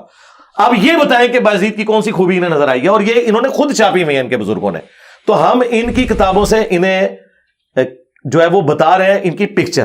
پیر اجمل قادری صاحب نے ویڈیو میں کہا کہ ابو الحسن خرقانی کا کرتا جو ہے محمود غزنوی نے پیش کیا، سومنات میں فتح ہو گئی. میں نے بتایا کہ رسول اللہ کا کرتا صحابہ کے پاس تھا، جنگ قاسیہ میں 8,500 صحابہ شہید ہوئے ہیں، اس کی وجہ وہ نبی کا کرتا لے جاتے اور وہ کرتا شفا بھی دیتا ہے. مسلم شریف میں حدیث ہے کہ ام اسما بنت ابی بکر نے وہ کرتا نکالا اور کہا کہ ہم اس کا دھون مریضوں کو شفا کے لیے پلاتے ہیں. تو نبی کا کرتا دیکھ کے، اور نبی نے جب خود پہنا ہوا تھا صلی اللہ علیہ وسلم، ابو جہل نے تو کلمہ نہیں پڑھا، ابو الحسن خرقانی کا کرتا اتنا بڑا ہو گیا جی وہ قیامت تک ہند کی سرزمین میں کوئی کافر ہی نہیں رہے گا. کہانیاں جھوٹ. تو یہ ہم اس کو ایکسپوز کریں. اور مفتی جمال الدین بغدادی کی ایک ویڈیو آن لائن پڑی ہوئی ہے جس کے اندر انہوں نے کلیئر کہا کہ میں نے داتا گنج بخش شری جویری کو کھلی آنکھوں سے دیکھا، اور انہوں نے کہا کہ میں نے آپ صلی اللہ علیہ وسلم کی بھی زیارت کی. انہوں نے چیلنج کیا ہوا ہے کہ مینار پاکستان آ جاؤ اپنے بندے لے کے، میں آپ کو کھلی آنکھوں سے آپ صلی اللہ علیہ وسلم کی زیارت کرواؤں گا. تو پھر چیلنج قبول کرتے ہیں، چلیں مینار پاکستان. مجھے چیلنج قبول کرنے کی ضرورت نہیں ہے. جن کو نبی الاسلام کی زیارت کی تڑپ ہے یقیناً مجھ سے زیادہ بریلویوں کے نا، تو بریلوی جا کے دیدار کر رہے ہیں، پھر مجھے بتائیں میں بھی آ جاؤں گا. لاہور میں میرا خیال ہے کروڑوں بندہ تو لاہور میں جمع ہو جائے گا نا، تو آپ بھی ادھر سے ہی ہیں نا. بالکل. تو آپ اس سے بڑی اپرچونٹی کیا ہے؟ وہ سر گیا پھر میرے لیے ہے، صرف آپ کو نبی الاسلام سے کوئی محبت نہیں ہے، آپ جا کے زیارت کریں جو کہتے ہیں. لیکن آپ رد تو آپ میں تو کہتا ہوں کہ یہ بندہ مجھے نماز تجوید کے ساتھ سنا دے. مفتی جمال الدین بغدادی جی تجوید کے ساتھ، جو تجوید ہے اس کے ساتھ یہ مجھے نماز سنا دینا تو میں اسے عالم دین ماننے کے لیے تیار ہو جاؤں گا. میرے تو خیال میں اس کے تو اپنے علماء کہتے ہیں کہ ان کے پاس عالم دین کی ڈگری کوئی نہیں ہے. تو وہ تو کہتے ہیں ہے. ان کا حال یہ ہے کہ انہوں نے میرے خلاف ویڈیو ریکارڈ کرائی ہے اور انہوں نے کہا کہ جی ہوں مرزا جیل میں بولے گا اور کتے دے دماغ بھونکنے تو زبان کچھ ہی نہیں ہے. اور اس کے آگے وہ کہتے ہیں کہ تم انہوں جواب دے کہ بخاری چ حدیث کیوں لکھی ہے کہ نبی الاسلام نے امامت کی، تو وہ جھوٹ نکلا ہے، وہ بخاری میں ہے ہی نہیں حدیث، وہ مسلم شریف میں ہے. اتنا بڑا ان سے غلطی ہوگی. حدیث تو ہے نا. نہیں حدیث ہے تو ہم مانتے ہیں نا. جی تو بتائیں. نہیں اس میں جب وہ ساری امامت کرتے ہیں میرے بھائی، ہاں تو نبی الاسلام نے امامت کروائی نا، یہ تو نبی الاسلام کا موڈز ہے. جو نہیں مانتا وہ گمراہ ہے. ہم تو مانتے ہیں بالکل. تو پھر وہاں پہ جو سارے نبی آگے تھے 1,00,000، ہاں تو بالکل ٹھیک ہے. تو وہاں پہ بیت المقدس، لیکن وہاں آئے ہیں نا. اب آپ کے داتا دربار کٹھے ہو گئے ہیں تو ہم کہیں گے کہ داتا دربار سے پہلے وہ حضرت ابوبکر صدیق کے گھر کیوں نہیں کٹھے ہوئے، حضرت عمر کے گھر کیوں نہیں کٹھے ہوئے؟ تو بابے بہت بڑے نے. یہ بات ہے نا. سیدہ فاطمہ سلام اللہ علیہا سے بڑھ کر کون ہے؟ مجھے کوئی ضعیف حدیث بتا دے. آپ نے کہا نا کہ یہ بغدادی صاحب کوئی ضعیف جھوٹی حدیث ہی دکھا دیں کہ حضرت عائشہ یا حضرت فاطمہ نے کبھی قبر رسول پہ حضور کو جا کے دیکھا ہو لائیو. وہ تو روتے روتے دنیا سے چلے گئے کہ اپنے باپ کا چہرہ نہیں دیکھ سکوں گی. یہ لوگ کہاں سے کہتے ہیں ہم لائیو دیکھتے ہیں؟ ان سے بڑھ کے کوئی حقدار ہے؟ کبھی مولا علی نے دعویٰ کیا ہو کہ میں نے نبی اسلام کو لائیو دیکھا ہے؟ خواب میں دیدار ممکن ہے، لائیو نہیں ہے. نہیں لائیو نہیں. لائیو تو زندگی مبارک میں تھا. وہ تو بتاتے ہیں، وہ وظیفہ بھی بتاتے ہیں، یہ وظیفہ کریں آپ کو دیدار ہو. تو آپ کر لینا میرے بھائی. اچھا بہرحال یہاں پہ ایک بات اور بڑی امپورٹنٹ ہے کہ کچھ عرصہ پہلے راؤنڈ اباؤٹ کوئی 10-12 سال پہلے آپ کی کلپ کے اندر آپ کہتے ہیں جی حضرت جو امیر معاویہ رضی رضی اللہ تعالیٰ عنہ، آپ ان کے بارے میں کہتے ہیں جی وہ ہمارے ماموں ہیں اور ان کے بارے میں زبان بند رکھنی چاہیے. پھر ریسنٹلی آپ ایک لائیو کر رہے ہوتے ہیں اور لائیو کے دوران آپ کہتے ہیں جی وہ میں میرے ذہن میں تھا لیکن میں بول نہیں سکتا تھا اور تاکہ کوئی مسئلہ نہ بن جائے، ایسا نہ ہو جائے. پھر ریسنٹلی آپ نے ایک اور کلپ بھی کچھ دن ہوئے آپ نے لانچ کیا ہے اور آپ نے دوسروں کو کہتے ہیں ماموں پارٹی. تو پہلے آپ جو خود ماموں پارٹی کے ممبر تھے تو تب آپ ٹھیک کہہ رہے تھے، اب آپ نہیں. تو میں نے تو اپنی غلطی مان لی ہے نا جی، اور اس میں نے یہ بتایا کہ مجھے اس ایشو کی سینسٹیوٹی اور اس کی ڈیٹیلز پتہ ہی نہیں تھی. ظاہر ہے میں ایک سنی خاندان میں پیدا ہوں تو مجھے تو وہی کہانی کروائی جانی ہے نا جو باقیوں کو کرائی گئی ہے کہ یزید کو اوپر سے ٹپک کے آ کے بیٹھ گیا. مجھے بعد میں جب پتا چلا کہ یار یہ تو کام پیچھے سے ڈلا ہوا ہے تو میں نے اسے ایکسیپٹ کر لیا. یہ تو میرا ایک پلس پوائنٹ ہے. اب بھی اگر مجھے کوئی غلط چیز نظر آئے گی اپنے اندر تو میں رجوع کروں گا. میں نے تو کئی باتوں میں رجوع کیا ہے کہ یار یہ بات اس طرح نہیں تھی، اس طرح. آپ یہ بات کریں کہ جو اب میں بات کر رہا ہوں یہ لکھی نہیں ہوئی کہیں پہ. ہاں یہ بات کریں، بتا دیں کچھ لائک جیسے آپ 2812 کی بات کرتے ہیں اور اس کے اوپر اور آپ بات کرتے ہیں 4230 کی، اس کے اندر ایک پراپر آپ سب کا لفظ موجود ہے، صحیح مسلم کے اندر موجود ہے 6229. ہاں 6229 اور 6 آگے 330 پہ بھی چلی جاتی ہے. تو اب یہاں پہ جو ہیں عرفان شاہ مشہدی صاحب وہ اس حدیث کو ایکسپلین کرتے ہیں اور کہتے ہیں جی یہاں پہ جو سب کا مطلب ہے یہ کچھ اور ہے، کچھ اور سینس ہے. آپ باتیں ادھر کی حدیث اٹھا کے کبھی آپ دوسری کتابوں سے اٹھا کے اسے میچ کرنے کی ضرورت نہیں میرے بھائی. صحیح مسلم 6229 حدیث کھول لیں، اس میں سب کا ترجمہ خود ہوا ہے، امام مسلم نے نقل کیا. وہ کہتے تھے لعن اللہ ابو تراب، ابو تراب علی ابن ابی طالب پر لعنت. جب لعنت کا لفظ موجود ہے تو کس نے دی تھی لعنت؟ بنو مروان نے، بنو امیہ نے. تو بنو مروان ذمہ دار ہوا نا، تو یہاں پہ حضرت معاویہ نہیں، وہ حضرت معاویہ والی علیحدہ سے حدیثیں ہیں. بات یہ کہ پہلے تو یہ مقدمہ مانے نا جو انہوں نے پبلک کو جھوٹ کیا ہوا تھا مشہور کہ بنو امیہ کے دور میں حضرت علی پہ لعنت نہیں ہوتی تھی. یہ سب کا مطلب جو ہے تنقید ہے، لعنت نہیں ہے. تو ہم نے نہیں تو میں نے لعنت کا لفظ بتا دیا نا. پہلے تو یہ معافی مانگے نا کہ انہوں نے صدیوں سے جھوٹ بولا ہے. امام مسلم لکھ کے گئے تھے. اگلی بات بھی ہم کریں گے. میں نے 10 حدیثیں مسلم شریف سے، بخاری شریف سے، ابو داؤد سے، سنن نسائی الکبریٰ سے، المستدرک الحاکم سے نقل کی ہیں کہ حضرت معاویہ کے دور میں بھی یہ سب و شتم ہوتا تھا، ان کی موجودگی میں بھی ہوا ہے. اب تو یہ مان گئے، یہ کہتے ہیں مغیرہ ابن شعبہ رضی اللہ تعالیٰ عنہ نے کیا ہے لیکن حضرت معاویہ نے نہیں کیا، ان کے سامنے ہوا ہے. ہم کہتے ہیں روکا کیوں نہیں؟ یہ پورے کا پورا سسٹم یہ سب کو پتا ہے اور اہل سنت تو نقل کرتے آئے ہیں. یہ جلال الدین سیوطی کو اتنا کوٹ کرتے ہیں، اس نے خود تاریخ الخلفاء میں یہ بات لکھی ہے کہ یہ سب کچھ ہوتا تھا، عمر بن عبدالعزیز نے ختم کروایا. یہ سب کا ترجمہ، یہ جو کہتے ہیں ہم تنقید کرتے ہیں، ہم تو اس سے آگے جا چکے ہیں. سب کو چھوڑ دیں، لعن اللہ ابو تراب موجود ہے، ابو تراب پر لعنت نعوذ باللہ. تو سب کا ترجمہ میں ہلکا کرتا رہوں گالی، میں اس میں بھی رجوع کرتا ہوں. گالیاں نہیں دیتے تھے، لعنتیں بھیجتے تھے. ہم کہتے ہیں جنہوں نے اہل بیت پہ لعنت بھیجی ہے نا ان پہ اللہ کی لعنت، اللہ کے فرشتوں کی لعنت، تمام لعنت کرنے والوں کی لعنت اور ان کے دفاع کرنے والوں پہ بھی لعنت. ان کا حشر بھی ان کے ساتھ ہو اور ہمارا حشر خلفائے راشدین اور اہل البیت کے ساتھ ہو. میں جنرل سٹیٹمنٹ دیتا ہوں، جسے فٹ اسے گفٹ. اچھا، علامہ خادم حسین حدیث صاحب ایک جملہ بولتے ہوتے تھے جن پہ اللہ راضی، ان کا رسول راضی. اللہ نے ازل میں دیکھا اپنے صحابہ جیسا دل نہیں پایا. ہاں بالکل، ہم تو آپ تو ڈائریکٹ صحابہ کی نہ صحابہ نہیں، 1-2 بندوں کا مسئلہ ہے. صحابہ 1 لاکھ سے زیادہ ہے. صحابہ کے قاتلین کے ہم خلاف ہیں، جو صحابہ کے دشمن ہیں. مثلا دیکھیں جی، کیا منکرین زکوٰۃ صحابہ نہیں تھے؟ زکوٰۃ کافر سے لی جاتی ہے مسلمان سے؟ مسلمان سے. تو حضرت ابو بکر صدیق نے جو منکرین زکوٰۃ کے خلاف تلوار اٹھائی ہے تو وہاں آپ حضرت ابو بکر صدیق کو کیوں نہیں کہتے کہ ایک صحابی نے دوسرے صحابی پہ تلوار کیوں اٹھائی ہے؟ کیا کہتے ہیں آپ؟ کہتے ہیں منکرین زکوٰۃ ریٹ آف دی گورنمنٹ کو انہوں نے چیلنج کیا ہے. ہم کیا کہتے ہیں؟ ہم حضرت ابو بکر کے ساتھ کھڑے ہیں. کہتے ہیں نا؟ بالکل کہتے ہیں. اچھا بس اب قائم رہنا ہے جی. جو کان ڈالے گا نا آپ نے خلیفہ راشد کے ساتھ کھڑا ہونا ہے نا، تھوڑی گڈی پینچر ہو جائے. آگے چلیں. حضرت عمر کے دور میں مسلمانوں نے ایسا سچ کوئی بغاوت نہیں کی ہے رومنز اور پرشینز کے خلاف. انہوں نے جنگیں لڑی. ہم کہتے ہیں حضرت عمر کے مخالفین کافر تھے، رومنز اور پرشین. اس سے آگے چلیں. حضرت عثمان غنی رضی اللہ تعالیٰ کے دور میں جو ان کے خلاف بلوائی کھڑے ہوئے، ہم انہیں بلوائی کہتے ہیں. اگرچہ ان میں صحابہ اور تابعین شامل ہیں لیکن ہم حضرت عثمان کو حق پہ مانتے ہیں کہ ان کو اس طریقے سے شہید نہیں کرنا چاہیے تھا. پروٹیسٹ کو جس لیول پہ وہ لے گئے کیونکہ بخاری میں آتا ہے وہ نمازیں پڑھاتے تھے مسجد میں. حضرت عثمان نے کہا ان کے پیچھے نمازیں پڑھو. اگر وہ یہودی ہوتے تو حضرت عثمان کہتے کہ ان کے پیچھے نماز پڑھو, اس کا مطلب وہ مسلمان تھے. صحیح بخاری 695 نمبر حدیث ہے. جب حضرت علی کی باری آئی ہے اور ان کے خلاف جو ریٹ آف دی گورنمنٹ کو چیلنج کر رہے ہیں, آج خادم رضوی صاحب کو یہ بات پتا ہے, چلے ان کا آپ نے ذکر کیا, میں انہی کا ذکر کرتا ہوں. خادم رضوی صاحب کو تو یہ بات پتا ہے کہ ختم نبوت کے ایشو پہ, جس کو میں اینٹی قادیانی ایشو کہتا ہوں, ختم نبوت تو وہ ہے جو چشتی رسول اللہ اشری رسول اللہ کو بھی غلط کہے. ختم نبوت کے ایشو پہ میں نے دھرنا جا کے اسلام آباد دینا ہے, لیکن حضرت علی کے جو مخالفین تھے وہ بجائے مدینہ شریف آ کے حضرت علی سے قصاص سے عثمان کو ڈیمانڈ کرنے کے, وہ خود کوفے اور بصرے میں چلے گئے ہیں جنگ لڑنے کے لیے. جب اس طرح کوئی ریٹ آف دی گورنمنٹ کو چیلنج کرے گا تو حضرت علی نے ان کے خلاف تلوار اٹھائی, اور احادیث میں نبی اسلام نے بشارت دی تھی المستدرک للحاکم میں, مسند احمد میں, کہ جس طرح میں نے کافروں کے خلاف تلوار اٹھائی ہے نا, تم میں ایک ایسا شخص بھی ہے جو مسلمانوں کے خلاف تلوار اٹھائے گا. حضرت ابوبکر نے کہا آنا یا رسول اللہ. آپ نے فرمایا نہیں, کیونکہ صحابہ تو اس کو آنر فیل کر رہے تھے کہ ہم بھی حضور کی سیٹ پہ بیٹھ کے یہ کام کریں گے. حضرت عمر نے کہا آنا. آپ نے فرمایا نہیں, بلکہ وہ شخص جو میری جوتیاں گانٹ رہا ہے, اور مولا علی جوتیاں گانٹ رہے تھے.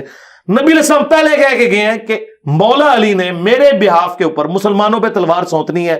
سورہ الحجرات کی آیت کے تحت کہ جب مسلمانوں کا گروہ باغی ہو جائے اس کے خلاف قتال کرو. وہ کافر نہیں, باغی. جب ان کی باری آتی ہے تو کہتے ہیں اپنی زبانیں بند رکھیں. جس دن یہ منکرین زکات کے خلاف اپنی زبانیں بند کر لیں گے, یہ حضرت عثمان کے مخالفین کے خلاف ان کو بلوائی کہنا چھوڑ دیں گے, یہ میں الزامی جواب دے رہا ہوں.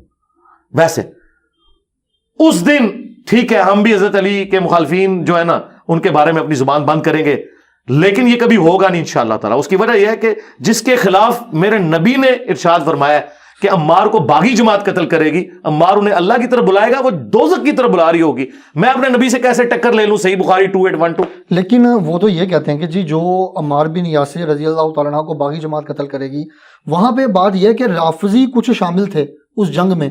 اب آپ جن کا نام لیتے ہیں وہ کہتے ہیں جی ان کو تو انہوں نے قتل کر دیا. وہ بھی کہتے ہیں یہ اسی طریقے سے کہانی ہے جو بغلوں میں بت رکھ کے آتے تھے. مسند احمد میں موجود ہے, ابو الغادیہ ایک صحابی تھے صلح حدیبیہ کے, انہوں نے عمار کو قتل کیا. وہ تو خود روتے تھے, مجھ سے عمار کا قتل ہو گیا. آپ کہاں سے وکالت کر رہے ہیں؟ حدیبیہ میں تو ان کا شجر کے نیچے ہاتھ, وہی بیعت ہوئی تھی. جی وہ تو جنتی ہو گیا. جی وہ جنت کی بشارت ملی نا, لیکن اس کے بعد ان سے غلط کام ہوا نا. وہ خود روتے تھے.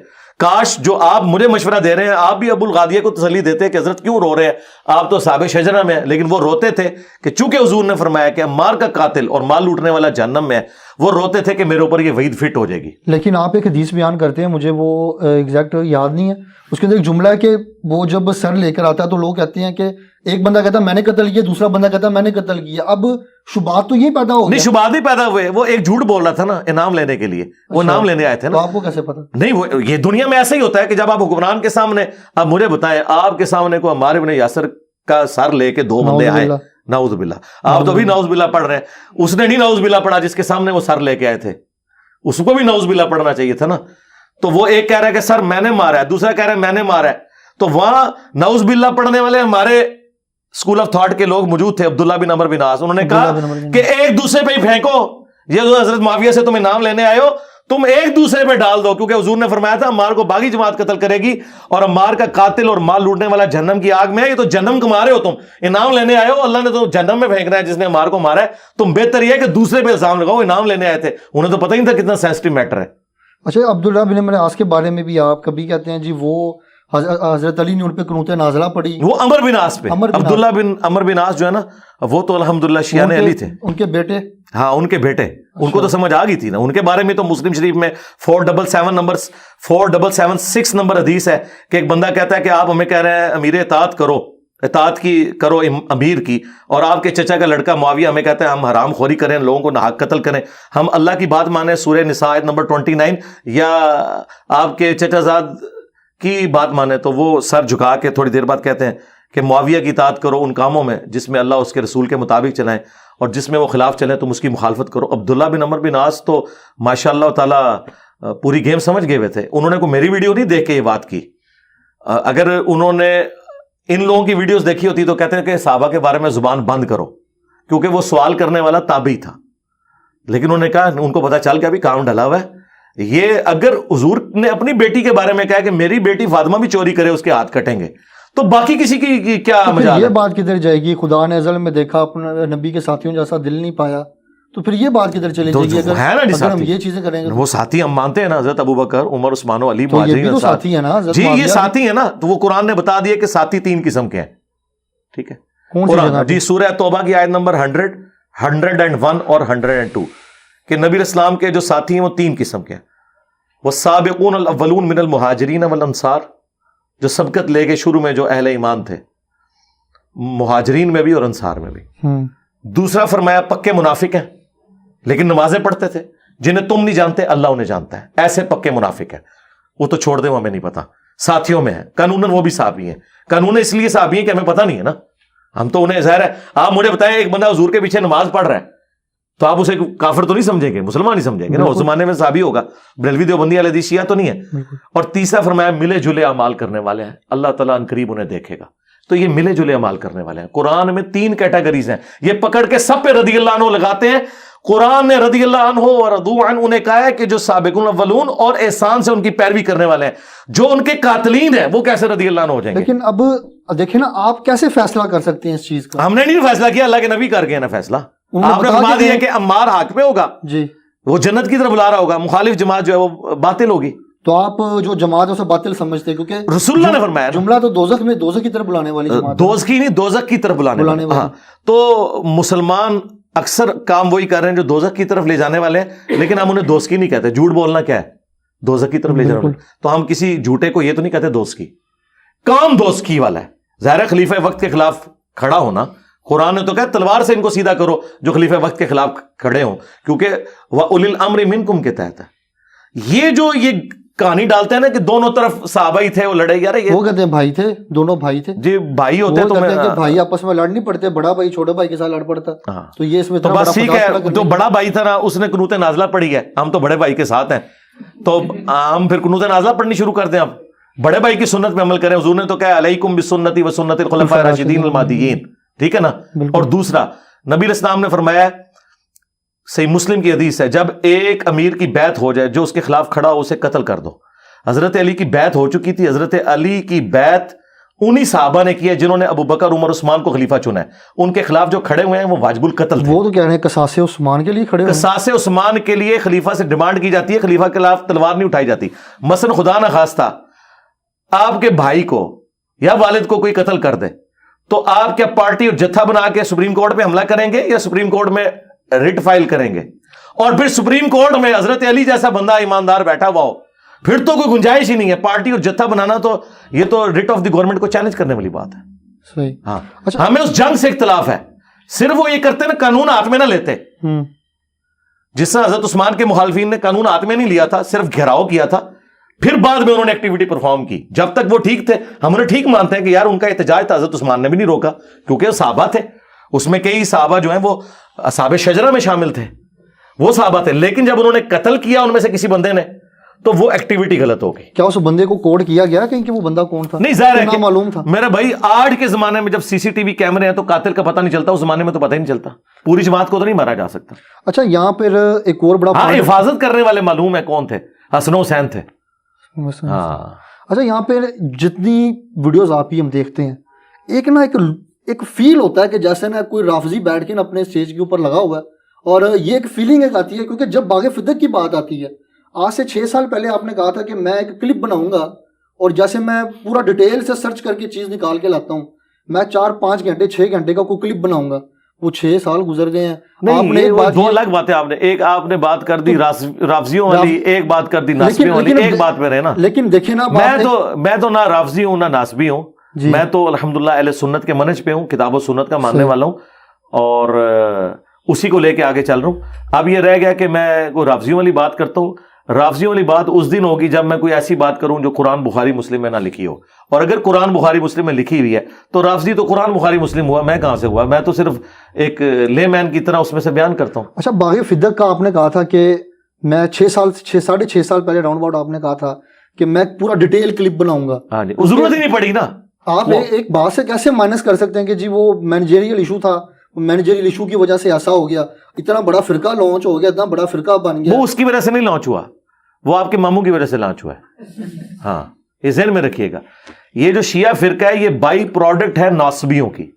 جب شیعہ نے علی پہ مظالم ہوئے بنو امیہ کے دور میں, حضرت علی پہ لعنتیں کی گئیں, تو وہ غصہ جمع ہوتے ہوتے ہوتے یہ اینڈ رزلٹ نکلا. جس طرح میں آج آپ کو بتاتا ہوں کہ آپ کے ایکس آرمی چیف نے جاتے ہوئے آخری تقریر کی ہے کہ 70 سال سے فوج قربانیاں دے رہی ہیں, لیکن دنیا میں سب سے زیادہ گالیاں ہماری فوج کھاتی ہے, باوجود اس کے کہ سب سے زیادہ قربانیاں ہم لوگ دیتے ہیں. تو انہوں نے کیا کہا کہ اس کی ریزن یہ تھی کہ ہم پالیٹکس میں دخل دیتے تھے, اب ہم نہیں دیں گے. یہی کہا نا انہوں نے. تو انہوں نے ایک ریزن بتائی کہ یہ ایک دن میں نہیں ہوا, 70 سال کا غصہ جمع ہوا ہے, جو اینڈ میں آج اس حالت میں نکلا ہے کہ اس وقت پاکستان کی کوئی پولیٹیکل جماعت 2 بول ہمدردی کے فوج کے لیے بولنے کے لیے تیار نہیں ہے. اس کی وجہ ان کی پالیسیز ہے پیچھے کی. اب انہوں نے ٹھیک کیا نا, تو اب ذرا رکو, ذرا صبر کرو, آگے چلو, اتنی جلدی تو نہیں ہوگا.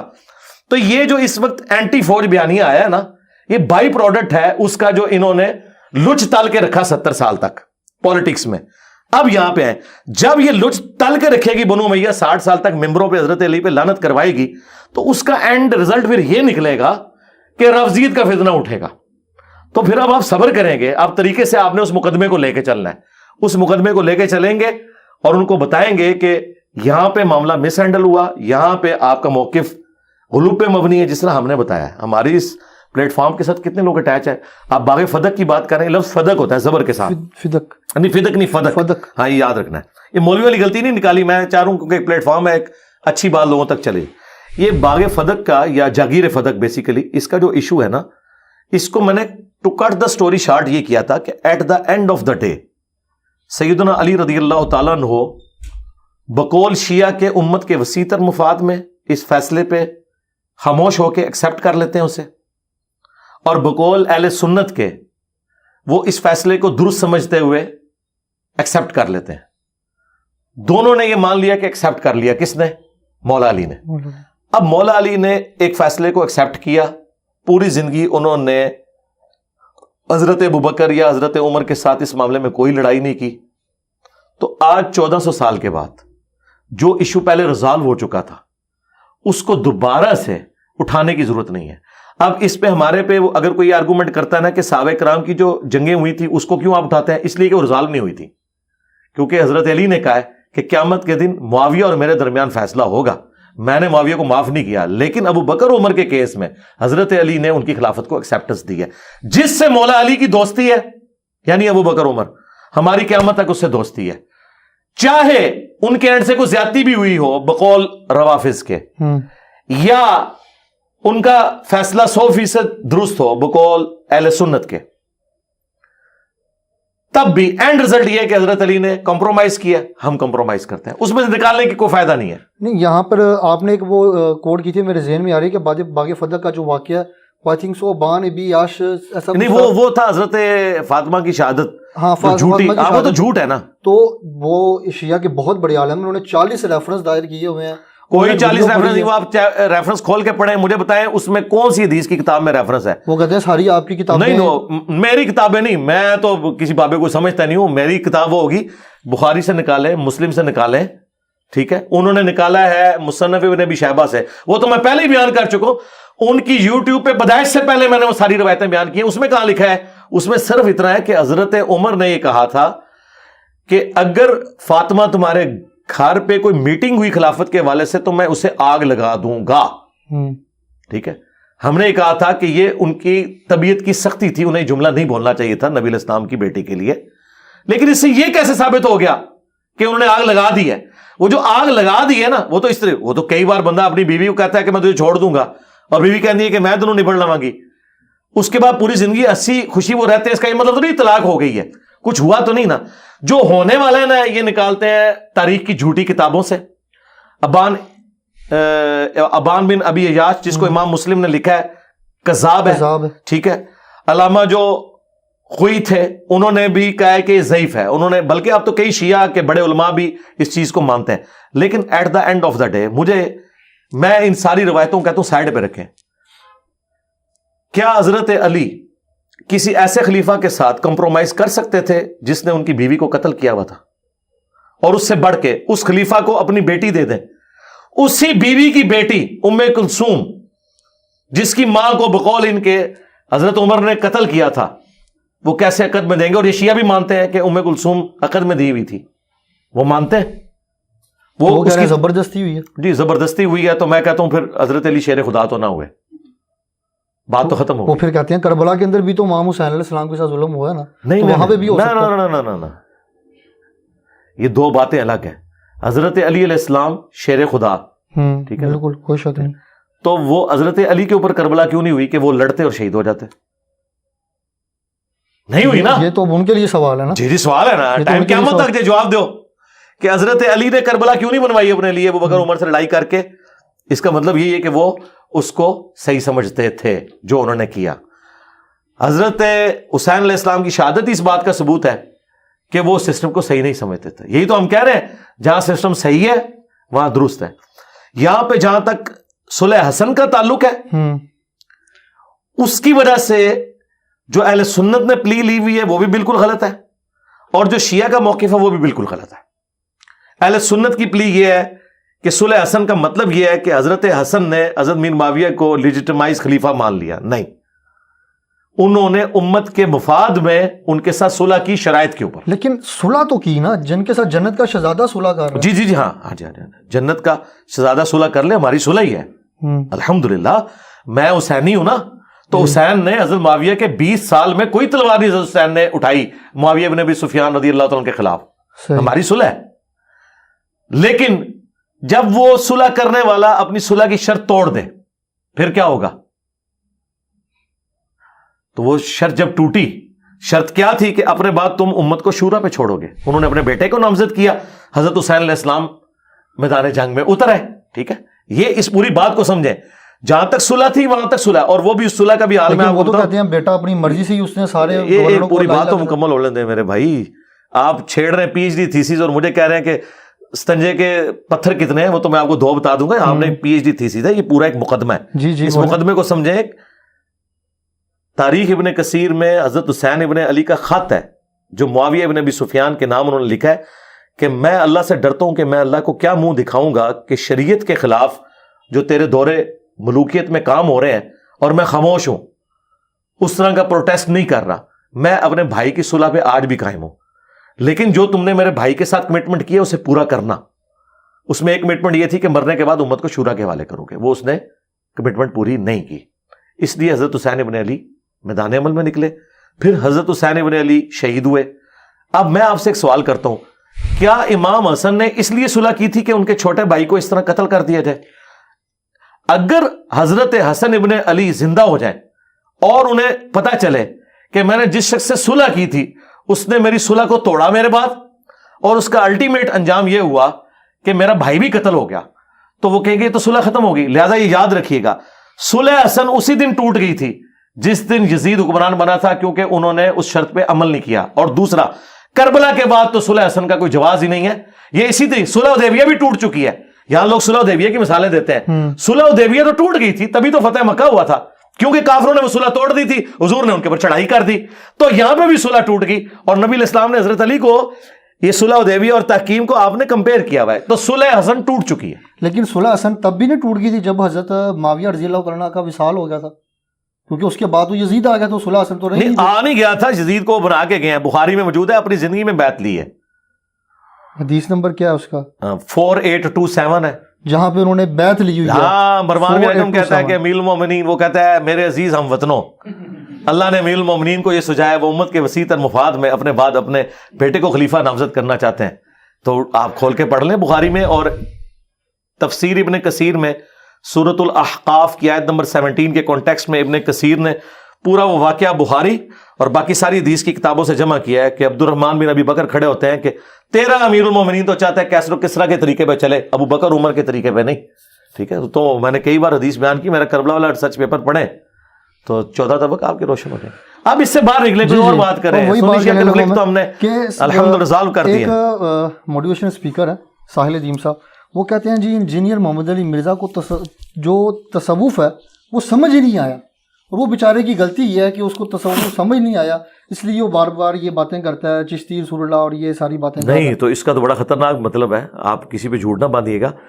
میں یہ کلپ کے اندر میں چلا دوں گا. جی چلائیں. مجھے بتائیں کہ آپ جس صاحب کا نام لے رہے ہیں, کیا انہوں نے کہا ہے کہ چشتی رسول اللہ جائز ہے؟ وہ کہتے ہیں جائز نہیں ہے. تو پھر میرا اور ان کا کوئی اختلاف ہی نہیں ہے. لیکن وہ کہتے ہیں آپ کو تصوف سمجھ نہیں آیا, وہ کسی اور سینس میں نہیں کہہ رہے وہ دیکھیں نہیں یہ انہوں نے کہیں نہیں کہا, استغفر اللہ. نہیں, وہ کہتے ہیں کہ جی وہ تصوف کے اندر کچھ باتیں ایسی ہوتی ہیں, اس طرح کچھ اس کو ایکسپلین کر رہے تھے. نہیں وہ انہوں نے وہ جو بھی کلپ ہے میں نے سنا اس میں انہوں نے کوئی بات کی ہی نہیں ہے. وہ بات کریں گے تو جواب لے لیں گے. صرف انہوں نے ایک بات کی ہے, اس کا جواب میں آپ کو دے دیتا ہوں. انہوں نے یہ کہا ہے کہ یہ جو جعلی صوفی پھر رہے ہیں نا, یہ اس بات کی دلیل ہے کہ جعلی چیز کی اصل بھی کوئی موجود ہوتی ہے نا. تو میں نے اس کا جواب ان کو دیا نا کہ یہ جال کس کی ہے, کس اصل کی ہے. تو میں نے ان کو بتایا کہ اصل یہ تھا کہ غلاف کعبہ چڑھتا تھا, انہوں نے جعلی بابوں کی قبروں پہ چادریں چڑھانا شروع کر دی. اصل یہ نہیں ہے کہ رسول اللہ کی قبر پہ کچھ چادر چڑھاتے تھے مولا علی علیہ السلام, تو یہ اس کی اصل نہیں ہے. یہ انہوں نے نقل اتاری ہے کعبے کی اور بالکل غلط اینالوجی بنائی. اچھا, میں نے انہیں بتایا کہ اصل یہ تھی کہ انبیاء اصل ہوتے تھے جو ٹرو ریپریزنٹیٹیو ہوتے تھے اس پلانٹ ارتھ پہ. نبیوں کی لوگ عزت کرتے تھے. جب انہوں نے دیکھا کہ نبیوں کو تو لوگ اتنی رسپیکٹ دیتے ہیں, تو انہوں نے یہ کلیم کیا ہم نبی کی سیٹ پہ آ کے ان کے خلفاء کی حیثیت سے بیٹھ گئے ہیں. نبی علیہ السلام کے وضو کا پانی صحابہ نیچے نہیں گرنے دیتے تھے, ان کا پسینہ مبارک خوشبو کے طور پہ لیتے تھے. انہوں نے اپنے بابوں کے پسینے, منہ کی ہڈیاں اور ان کے تبرکات لینے شروع کر دیے, حالانکہ حضرت ابو بکر, عمر, عثمان و علی کے کسی نے نہیں لیے تھے. تو اس کی اصل انبیاء تھے. یہ انبیاء کی نقلیں اتار کے انبیاء کے دین میں انہوں نے رکھنا ڈالا ہوا ہے. اور دوسرا وہ جو کہتے ہیں نا احیاء العلوم, انہوں نے ذکر کیا جی احیاء العلوم پڑھیں. ہاں سمتھنگ لائک کچھ ایسا ہی ہے جی. تو آپ کی اطلاع کے لیے عرض ہے کہ یہ تصوف کی جن کتابوں کا آپ لوگ نام لیتے ہیں اور جن کتابوں کا نام آپ نے صرف سنا ہوا ہے, وہ کتابیں میں نے اس وقت پڑھ لی تھی جب میری داڑھی بھی نہیں نکلی تھی. کشف المحجوب, رسالہ قشیریہ, احیاء العلوم, مکاشفۃ القلوب, کیمیائے سعادت, یہ وہ ساری کتابیں, اس میں میجارٹی امام غزالی کی ہیں. منہاج العابدین امام غزالی کی کتاب, رسالہ قشیریہ ابو القاسم قشیری جو علی اجویری صاحب کے استاد تھے, اور علی اجویری صاحب کی کشف المحجوب, یہ میں نے اس وقت پڑھ لی ہیں. تو میں نے ان کو بتایا کہ امام غزالی سے ہی پوچھ لیں, وہ کہتے ہیں غزالی کی تصوف ٹھیک ہے. غزالی نے اپنی لائف سٹوری خود لکھی ہے, المنقذ من الضلال, اردو میں ترجمہ ہوا ہے, ضیاء القرآن پبلیکیشن لاہور نے کیا ہے. اس کا اردو میں عنوان ہے اندھیروں سے اجالوں کا سفر. اس میں امام غزالی نے اپنی لائف سٹوری بتائی ہے کہ میں صوفی کیوں بنا. اس میں تو وہ دعویٰ کر رہا ہے میں انبیاء سے ڈائریکٹ ملتا ہوں. تو مجھے بتائیں کسی صحابی نے حضور کی وفات کے بعد ان سے ملاقات کی ہے؟ کبھی مولا علی نے, کبھی سیدہ فاطمہ نے. اتنے بڑے بڑے بلنڈرز اس میں لکھے ہوئے ہیں. تو یہ وہی کچھ ہے اور کیا ہے, ایک جیسے ہی ہیں. اچھا, یہاں پر ایک بات اور بھی ہے کہ وہ نا پورٹلز کی ایگزامپل دیتے ہیں قرآن پاک سے کہ وہ ذوالقرنین ڈوبتے ہوئے سورج کے مقام پر گئے کالی جگہ پہ, تو وہ تو ہول ہوتا ہے. مطلب کیا قرآن پاک میں نہیں اس طرح ہے ہی نہیں. وہ میرے بھائی وہ تو قرآن لٹریچر کی زبان میں بات کرتا ہے. جیسے آپ ساحل سمندر پہ غروب ہوتے ہوئے دیکھتے ہیں سورج, تو وہ لگتا ہے اٹ سیمز لائک دیٹ. وہ کہتے ہیں جی آسمان قیامت ان کے کہنے سے کچھ نہیں ہوگا, دروازے ہو جائے گا تو وہ قیامت الدین ہوگا نا. ٹھیک ہے, لیکن دروازے کچھ ہیں تو دروازے جی ہیں نا. تو اس سے کیا ہوتا ہے, وہ پورٹلز کیا ہے. نہیں اس طرح نہیں نا کریں کہ ادھر سے آپ کوئی چیز اٹھائیں دوسرے. آپ وہ بات کریں جو قرآن و سنت میں لکھی ہوئی ہے, ہم اس کو مانیں گے. آپ نے جو اپنا کو رنگ بھرنا ہے تو وہ ہم پابند نہیں نا. نہیں, یاجوج ماجوج جو ہے وہ کہتے ہیں جی بلندیوں سے اترتے ہوئے نظر آئیں گے. جی اگر وہ دنیا پہ ہیں تو ان کی تعداد تو ابھی تک اربوں میں. جی نبی علیہ السلام نے تو یہی بتایا, صحابہ کو تو یہی پتا تھا. زمین پہ ہے, مطلب اسی زمین, جی اسی زمین پہ اللہ تعالیٰ نے پردے میں رکھا ہوا ہے. جی میرے اور آپ کے ساتھ فرشتے اٹیچ ہیں, میں نے نہیں دیکھے ہیں, پردے میں رکھے ہوئے اللہ نے. جب چاہیں گے ظاہر ہو جائیں گے. اس میں کون سا یہ جو تباہ آزمائی کرنا ہے نا قرآن و سنت میں, ہم یہ کہتے ہیں قرآن و سنت میں جتنی بھی چیزیں جو عقیدے سے تعلق رکھتی ہیں نا, وہ عقائد و نظریات الحمدللہ قرآن اور سنت میں اسٹیبلش ہوئے ہیں. اس میں اگر آپ ایسی تباہ آزمائی کریں گے کہ جو اصل میں موجود نہیں ہوگی, وہ آپ کے لیے مصیبت کھڑی ہو جائے گی. ہم اتنا مانتے ہیں جتنا احادیث میں ہے. اس کے بعد اگر کسی نے تباہ آزمائی کرنی ہے, اور وہ بھی خیر میرے خیال پابند نہیں کرتے, وہ کہتے ہیں میرے خیال میں. بالکل وہ یہی. تو جب آپ کا خیال ہے, آپ کا خیال تو دین نہیں ہوگا. دین وہ ہے جو لکھا ہوا ہے. ٹھیک ہے, وہ تو لوگ باتیں کرتے ہیں جی چائنیز جو ہیں یاجوج ماجوج ہیں, تو آپ کہتے رہے ان کو, کیا فرق پڑتا ہے اس سے. آپ کہتے رہے نا, ہمیں کیوں پابند کرتے ہیں. ہمیں تو آپ بلیک اینڈ وائٹ میں بتائیں گے کہ یہ یوں لکھا ہوا ہے. ہمارے نبی نے تو بتایا کہ اللہ تعالیٰ کانا نہیں ہے اور دجال کانا ہوگا, اس کی ایک آنکھ ہوگی. یہ فزیکلی ایک بندہ ہے جس نے سامنے آنا ہے, اور بخاری مسلم میں احادیث اس پہ گواہ ہے. اگر آپ کہتے ہیں یہ کوئی بندہ نہیں ہوگا, کسی سسٹم کا نام ہے, ہم کہتے ہیں سسٹم کا ریپریزنٹیٹیو ضرور ہے لیکن بندہ تو ہے وہ. لیکن وہاں ایک حدیث بھی ہے کہ صحابہ وہ ساحل کے کنارے لگتے ہیں تو وہ دجال کو دیکھتے ہیں. ہاں تو ٹھیک ہے, تو بھی تو وہ ساحل کنارے, تو وہ جا کے انہوں نے کہیں دوسرے پلانٹ پہ دیکھا تھا یا ادھر ہی دیکھا تھا زمین میں؟ لیکن ابھی تک تو دجال آیا ہی نہیں دنیا میں, اس میں وہ ٹائم نہیں, تو دجال تو پیدا ہوا ہے نا, ظاہر نہیں نہ ہوا. اچھا پیدا ہوا ہوا ظاہر نہیں. جی ساروں کا یہ عقیدہ ہے, یہی حدیث میں آتا ہے, سب کا یہ عقیدہ ہے. صحیح. ہاں جی. اچھا یہ ایک اور بڑا آج کل نا ایک مسئلہ بڑا چل رہا ہے کہ جو 75 کے نوٹ کے اوپر سر سید احمد خان کی تصویر ہے, حضرت نقشبندی صاحب نے اس کو پھاڑ کے کہا کہ یہ قادیانی ہے. تو میرا یہ پوائنٹ آف ویو ہے کہ اتنے علماء بیٹھے ہوئے ہیں تو 75 کے نوٹ کے اوپر ایک قادیانی کی تصویر کیسے لگا دی گئی؟ اور پھر یہاں پہ وہ آپ لوگوں کو بھی کرتے ہیں کہ جی اس دور میں جیسے سر سید اپنے قائد سے باہر نکلا تھا, ایسے انجینئر محمد علی مرزا. یار ابھی دولارا سوال کر رہے ہیں نا, ایک جگہ بات اور دوسرے نہیں, بات اور نہیں نا. ایک بات جو آپ پہلے 75 کے نوٹ پہ رہے نا, پھر 100 کے نوٹ پہ بھی آ جاتے ہیں. ہاں جی 75 کے نوٹ والی بات کر لیں, پھر اگلی بات چلیں. دیکھیں 75 کے نوٹ کے اوپر اگر سر سید احمد خان کی تصویر آئی ہے اور آپ جس مولوی کا نام لے رہے ہیں اس نے کہا قادیانی ہے, آپ مجھے بتائیں آج سے پہلے, اس مولوی سے پہلے کسی نے سر سید احمد خان کو قادیانی کہا ہے؟ آپ نے کبھی سنا ہو؟ میں نے سنا نہیں ہے. تو اس کا مطلب یہ ہے کہ اس کی اختراع ہے. اس سے پوچھیں کہاں لکھا ہوا ہے کہ وہ قادیانی ہے, کہاں لکھا ہوا ہے؟ ہاں وہ نیچری تھا, یعنی نیچر کا ماننے والا, معجزات کا منکر تھا, یہ سب کچھ تھا. علی گڑھ یونیورسٹی انہوں نے بنائی, محمد علی جناح اور ڈاکٹر اقبال دونوں ان کی تعریف کرتے تھے. تو اس سے کہ تھوڑی جرت کرے اور یہ کہیں کہ محمد علی جناح اور ڈاکٹر اقبال, جن کے اشعار ان کے خادم رضوی صاحب بھی پڑھتے تھے, یہ بھی قادیانی نواز تھے, کیونکہ یہ تعریفیں کرتے تھے سر سید احمد خان کی. کیونکہ آپ لوگ تو ہمیں یہی پڑھاتے ہیں کہ کسی کے کفر میں شک کرنے والا بھی کافر, اس کو پروموٹ کرنے والا بھی کافر, اور اس میں شک کرنے والا بھی کافر. تو پھر صرف اس طرح نہ وہ محمد علی جناح پہ بھی آئے, جو کئی لوگ کہتے ہیں وہ شیعہ ہیں, تو آئے ان کے اوپر بھی. یار ان چیزوں سے باہر نکلیں, جس کی جو کنٹریبیوشن ہے اس کو ایکسیپٹ کریں. سر سید احمد خان سے میرے بہت زیادہ اختلافات ہیں, جس طرح میرے احمد بریلوی اور شریف تھانوی صاحب سے اختلافات ہیں. وہ بھی من مانی تعویلات کرتا تھا قرآن کی اور احادیث کی, یہ لوگ بھی کرتے تھے. اگر یہ رحمت اللہ علیہ ہے تو وہ بھی کسی کا رحمت اللہ علیہ ہوگا. ٹھیک ہے نا جی. بات تو یہ ہے کہ جرم تو ایک طرف ہی ہے, یعنی ایک طرف کے لوگ اسے جرم مانتے ہیں, دوسرے اس کی تعریف کر دیتے ہیں. تو اس بنیاد کے اوپر اگر آپ نے تصویر ہٹانی ہے, اور اگلی بات, نہ علامہ اقبال کی داڑھی ہے اور نہ محمد علی جناح کی داڑھی ہے, تو بغیر داڑھی والوں کی تصویریں کیوں لگی ہوئی ہیں نوٹ کے اوپر؟ یہ میں پھکی اینٹی وینم الزامی جواب دے رہا ہوں. یہ رہا ان چیزوں سے باہر نہیں. میں تو کہتا ہوں جس کافر نے بھی پاکستان بنانے کو کنٹریبیوٹ کیا ہے نا, کوئی حرج نہیں ہے کہ پاکستان کے نوٹ کے اوپر اس کی تصویر بھی ڈالی جائے, وہ اس کی کنٹریبیوشن ہے. عقائد وہ اپنے ساتھ لے گیا. پاکستانی فوج میں کئی کرسچنز ہیں جنہوں نے جان دی ہے پاکستان بچانے کے لیے. ہاں ہم ان کی آخرت کے حوالے سے کوئی ان کو سال ثواب یا دعائے مغفرت نہیں کر سکتے, لیکن یہ تو نہیں کہہ سکتے کہ ان کی پاکستان کے لیے کنٹریبیوشن نہیں ہے.